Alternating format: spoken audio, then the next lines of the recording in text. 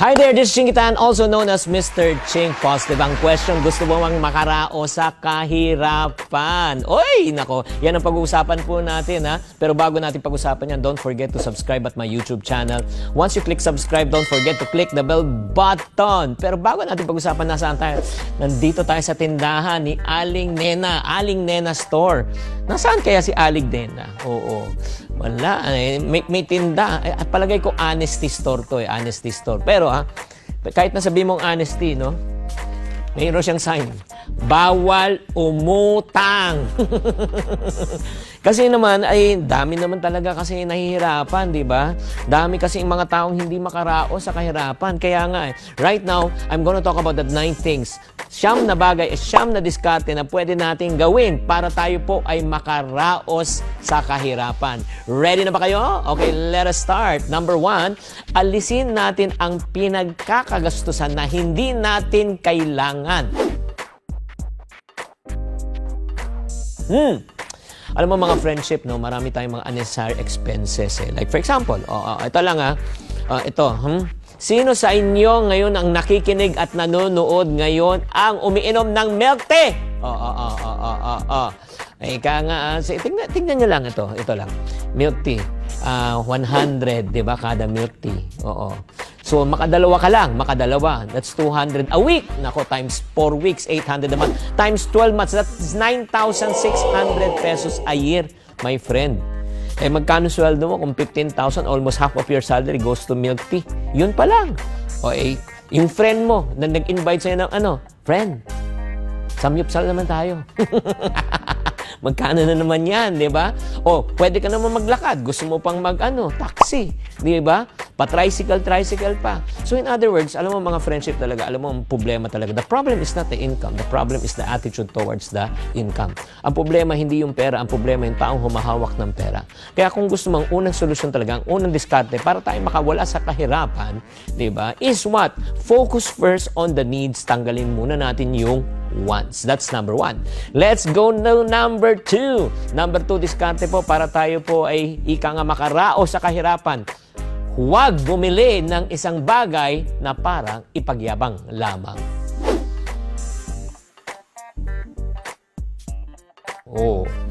Wala namang masama na bumili ng like for example ng mga bagong gadgets, bagong sapatos, bagong damit. Pero kailangan po natin malaman talaga yung objective mo. Ano ba yung motive mo? Ang motive mo is for function, hindi yung fashion lang. Kasi minsan ba, yung gusto ba natin magpasikat, di ba? Kung ano yung meron yung friends natin, gusto rin natin, meron din tayo. So ano nangyari? Nape-pressure po tayo na bumili ng mga bagay na hindi naman natin afford para to impress the people that we do not like and we people that we hate.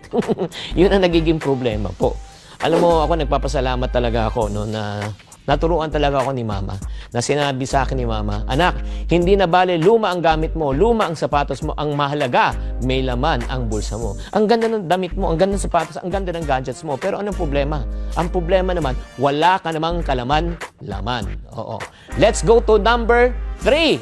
Third, Third tip na po ito para makaraos naman tayo sa kahirapan. Magkaroon tayo ng tinatawag na budget plan at ilista natin ang ating mga income at expenses. Kailangan po nakalista. Kailangan po nakamonitor po lahat ang ating mga gastusin. Syempre naman, kasi minsan kailangan po natin pag-aralan yung tinatawag natin na cash flow. When you talk about cash flow, money coming in should be greater than the money that is what going out. Ang perang pumapasok ay dapat higit sa perang lumalabas. Kung ang perang pumapasok ay kaunti, ang perang lumalabas ay malaki, negative ka. Kaya nga tayo pumapasok sa utang. So in other words, the reason why you should monitor, because you cannot spend the money that you do not have. Hindi mo pwedeng gastusin ang pera na wala ka. Tama o mali? Common sense. Kaya nga pero minsan, pagkasweldo po natin, ang feeling natin mayaman tayo. Hindi natin nililista. So bili tayo ng mga bagay na hindi natin kailangan. So ano nangyayari? Nag-over budget ka. Kaya nga minsan wala pa 15 at 30, ubos na agad ang sweldo. Napipilitan din tayong umutang. Kaya nga aside from monitoring your income, you got to also monitor your expenses. Write everything down. So, if you don't write things down, tendency niyan ay talagang hindi mo siya mamomonitor. Let's go to number 4. Fourth tip ko po sa inyo para tayo makaraos sa kahirapan. Build the right foundation. Alam mo, sa lahat ng ginagawa po, kailangan tama po yung pundasyon mo eh. Di ba yung tinatawag na reason or what we call cause and what effect? Ang ibig sabihin niya yung parang what you sow is what you reap. Kung ang pundasyon mo sa buhay ay marupok, lumindol lang ng konti, bumagyo lang ng konti, gugunaw na yan, babagsak na yan. Ganun din po. Ano yung pundasyon mo? Pagdating sa disiplina sa paghahawak ng pera, yung paniniwala mo sa pera, very, very important yan eh. One thing I learned, and I always say in my seminar, your way of thinking will dictate your way of living. Wrong way of thinking, wrong way of living. Right way of thinking, right way of living. Kung mali ang pananaw mo, like for example, ang pananaw ng ibang tao, pagdating po sa pera ay ganito. Ang pera kinikita para mag-enjoy, para i-enjoy. Wala namang problema na i-enjoy mo yung pera. Pero kailangan magtabi ka rin para sa iyong kinabukasan. Kasi hindi mo maiiwasan, diba? May mangyayari, magkakasakit. Or if not naman, may masisirang appliances sa bahay. Or if not naman, bigla na lang may mga gastusin na hindi ina-expect. Pag wala kang talagang tinabi, ano mo mangyayari niyan? Again, sira na naman budget mo, mahirapan ka naman sa ika nga sa iyong financial situation. Let's go to the next. Okay, number 5 po. Number 5, para tayo makaraos sa kahirapan. Very important, I always tell people, create a system. Oo, sistema. System is the key. Kasi alam mo, parati ko sinasabi sa mga tao, pagka ikaw wala kang sistema sa buhay, magulo yan. Like for example, di ba? You do not have a money management system.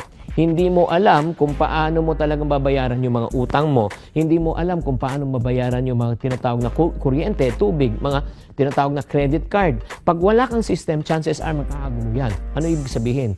Yung pangkuryente, minsan na budget, nagagamit sa pangkain. Imagine mo, kakainin mo yung kuryente, makukuryente ka. So, hindi po pwede yan. Hindi natin pwedeng i-juggle yan. Let's set priorities. Kaya ang paglabas ng pera, kailangan naka-envelope yan, nakabahay yan. Tubig, kuryente, upa. Dapat meron tayong sistema. And then next, okay, let's go to the next one. Number 6 na po tayo. Number 6. Na para tayo makarao sa kahirapan, kailangan po, we need to be disciplined. Disiplina ang kailangan, friendship. Oo, kasi naman, minsan kulang talaga tayo sa disiplina eh. Alam mo, nangyayari niyan, pag may nakita tayong mga bagong gamit, di ba? Bagong gadgets, or if not naman, may mga friends na nagaya, di ba? Ay, anong nangyayari? Kahit alam mong hindi mo naman kaya, pinipilit mo yung sarili mo kasi gusto mo silang makasama. So, yan ang problema talaga eh. I don't know kung yung mga taong nanonood dito, di ba? Sa live na ito, di ba? Ang problema kasi, pag yan yung friends, inom naman tayo. Oo, di ba? So, nagkayayaan lang. Kahit wala sa budget, kulang sa disiplina, ano nangyari? Bumibigay agad.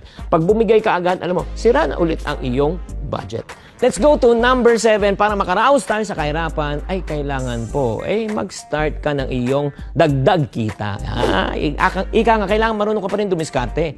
Kung kulang na talaga yung sweldo, kulang na talaga yung income, kailangan dagdagan po natin ang ating kita. Kasi pag hindi po natin dinagdagan ang ating kita, maniwala ka, talagang kakapusin ka. Diba may kasabihan ka, kung maikli ang kumot, kailangan matutong mamaluktot. Paano na kung wala ng kumot? Hindi ka mangungutang. Ang kailangan, dagdag income. Kaya kailangan mag-sideline tayo, di ba? Gumawa tayo ng mga online selling, di ba? Mag-isip ka ng mga pamamaraan para madagdagan ang iyong income. That's another way para makaraos sa kahirapan. Let's go to number 8. 8 na po tayo. 8 naman. Ngayon, siyempre, dumidiskarte ka na, nagkakaroon ka na ng income. Very important po. Another diskarte is what? Set your goals. Yung tinatawag nating financial goals. So, when you talk about goals, napakahalaga po na tinatawag ng financial goals because pag may goal ka, may target ka. Diba? Pag wala kang target, hindi ka makakashoot. Imagine mo, naglalaro ka ng basketball na walang ring. Ay, pag walang ring, walang score. Diba? Nakakalungkot, ang daming tao nabubuhay sa mundong ibabaw nito. Every single day, busy sila, pero wala naman talaga silang goal.